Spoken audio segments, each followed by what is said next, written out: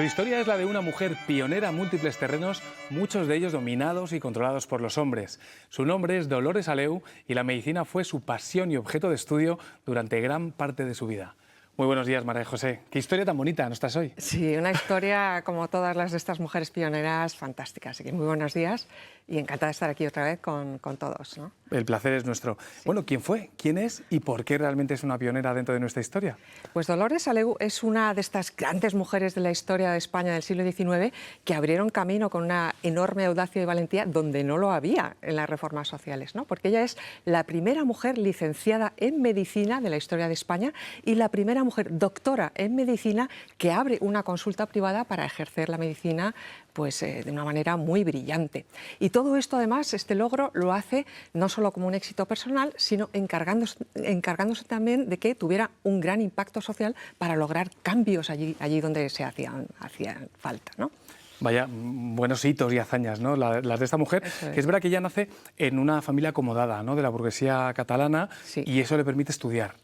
Eso es, nace en Barcelona, en una familia de la burguesía catalana acomodada. El padre, Joan Aleu, era doctor en farmacia, pero también tenía cargos institucionales muy importantes, porque él era jefe de la policía, teniente de alcalde del Raval, había sido gobernador de Cataluña en diferentes épocas, es decir, un hombre con mucha influencia en Cataluña. Y a esta familia acomodada es cuando Dolores les sorprende a los 18 años anunciando que quiere entrar en la universidad a estudiar medicina, algo completamente insospechado, inusitado en esa época, porque las mujeres no iban a la universidad, ni siquiera había una ley que lo prohibiera, porque era algo totalmente inimaginable. Pero ella tuvo la suerte de tener un padre comprensivo, formado, que de hecho la ayuda, y Dolores entra así en 1874 en la Facultad de Medicina de Barcelona. Claro, y me pongo en esa situación, retrotrayéndome a la historia, ¿cómo sería esa entrada? No creo que fuera nada fácil, ¿no? Pues fue una entrada, según cuentan, tremendamente hostil. De hecho, dicen que le tiraron piedras a la entrada, hasta el punto de que el padre tuvo que ponerle escoltas para acompañar a Dolores hasta la facultad.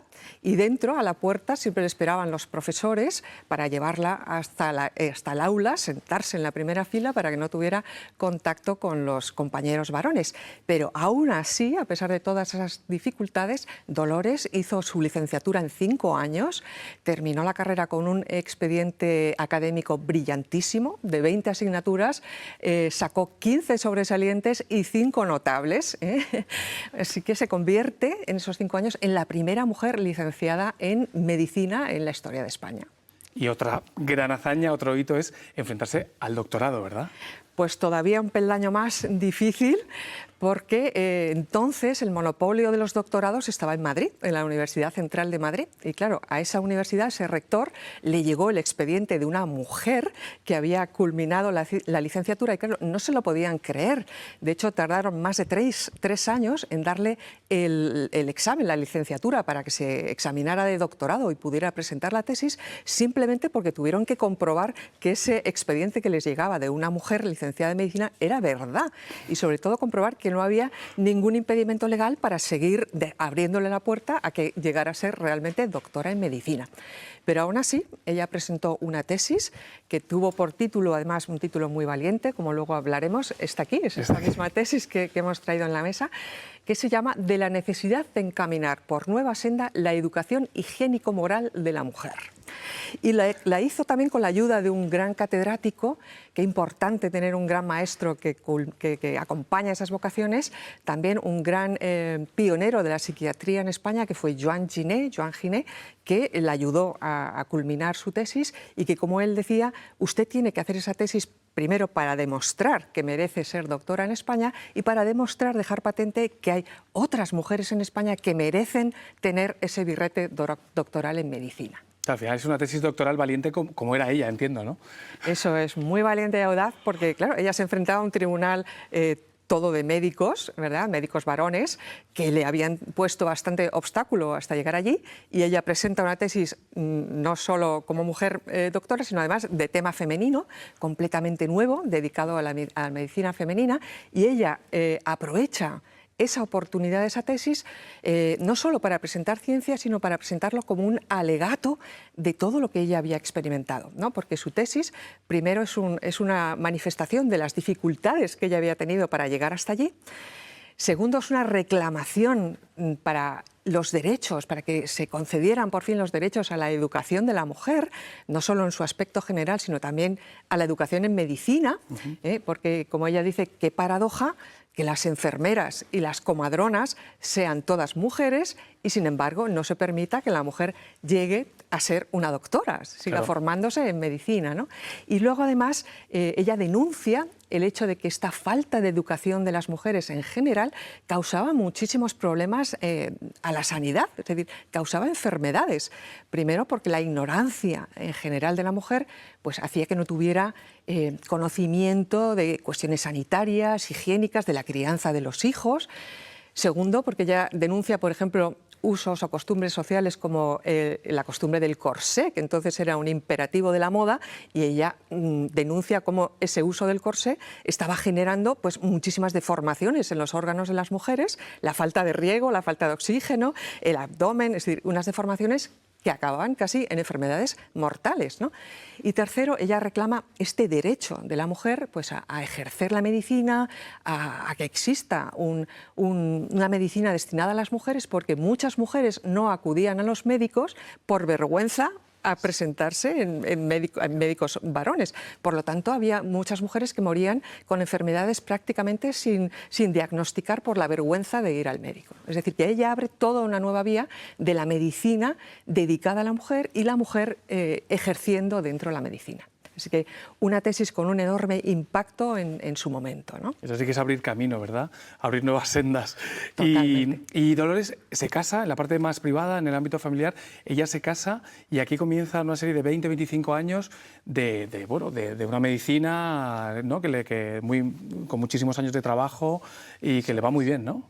Eso es, ella se casa con un agente de bolsa de Barcelona, Joan Cuyàs, un hombre también pues, acomodado que le permite a ella ejercer la medicina. Ella abre su propia consulta, la primera mujer en España con una consulta privada de medicina en Barcelona, en la Rambla de Cataluña, con un enorme prestigio, atendía a mujeres de todas las clases sociales.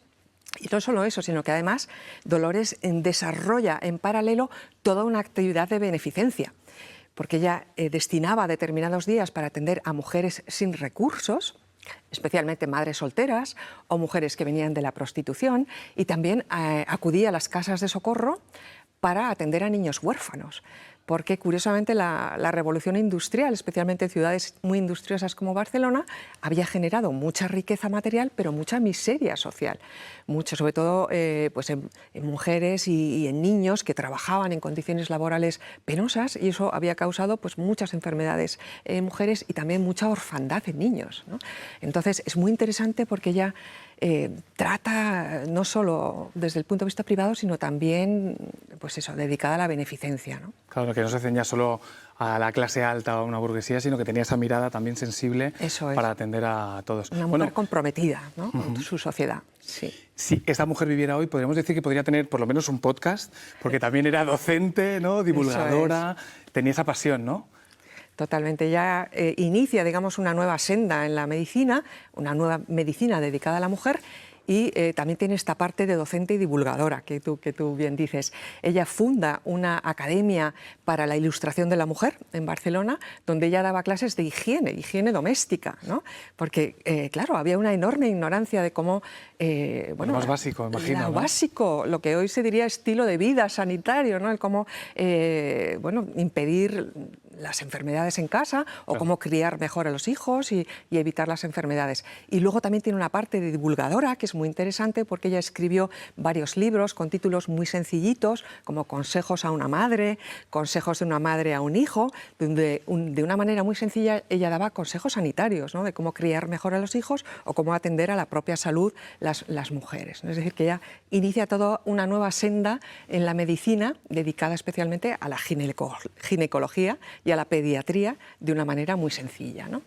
¿Y este prestigio lo vivió en vida? Quiero decir, en España fue conocida, fuera de España se sabía de ella como, pues, como médico, como divulgadora, como científica que era, ¿no? Sí, tuvo en España su prestigio, especialmente en Barcelona, pero también mucho prestigio internacional, ¿no? Como suele pasar. Ella es admitida en la Academia Francesa de Higiene, de hecho es la primera mujer admitida como académica en esa institución francesa, como un miembro extranjero. Y no solo le valoran el hecho de sus logros personales, sino el hecho de haber sido esa mujer que abría una nueva cultura de medicina dedicada a la mujer y a los niños. Entonces es una mujer tremendamente valorada por eso, ¿no? Por ese logro personal, pero también porque había abierto con una gran visión de futuro pues toda una nueva camino a la medicina que hasta entonces pues, había estado totalmente cerrado, ¿no? Es una historia de hitos, de grandes hazañas, de abrir camino, como dices, y en un momento dado también de un hecho trágico, ¿no?, que marca por completo, ¿no?, su vida. Pues sí, la verdad que esta biografía tan intensa y tan inspiradora pues termina de una manera bastante dramática, porque Dolores tuvo 2 hijos, uno de ellos quiso seguir la senda de la medicina que había ya iniciado su madre y por mala suerte contrae la tuberculosis en una de las prácticas hospitalarias y muere muy joven con 21 años. Y esto a Dolores le causa una pena terrible, hoy diríamos una profundísima depresión, que le lleva incluso a cerrar esa consulta que con tanto prestigio había mantenido durante 25 años, cierra su consulta y de hecho ella fallece solo 2 años después, en 1913, con solo 55 años. El entierro de Dolores fue un auténtico acontecimiento en Barcelona. Se cuenta que hubo muchos centenares de personas que acompañaron el cortejo fúnebre de Dolores desde Barcelona hasta el entierro en Montjuïc, en el cementerio de Montjuïc, donde fue enterrada. Incluso se habla de 300 niños de esa casa de socorros, 300 niños huérfanos a los que ella atendía en su salud y que acompañaron el cortejo fúnebre. Es decir, que su muerte también nos habla de esa importancia que ella había tenido en vida, ¿no? Fíjate, siendo, como cuentas, una historia de una mujer luchadora, valiente, inteligente, pionera. Sí. ¿Qué pasa luego con su obra? Porque da la sensación de que no es tan conocida como realmente debiera ser. Sí. Pues fíjate qué paradoja, porque después de su muerte su propio marido, y habría que entender qué pasó por la cabeza de ese hombre, quemó todo el legado documental de Dolores, todos los expedientes académicos que habían pasado por su, bueno, expedientes médicos, ¿no?, que habían pasado por su consulta, todos sus manuscritos, todo su legado manuscrito pasó por la hoguera. Increíble. De tal manera que hoy sus descendientes, hay un par de descendientes, bisnietas de Dolores, conservan de ella apenas unas fotografías, que son las que conocemos de ella, y unas cartas, ¿no? Qué cosa tan paradójica, ¿no?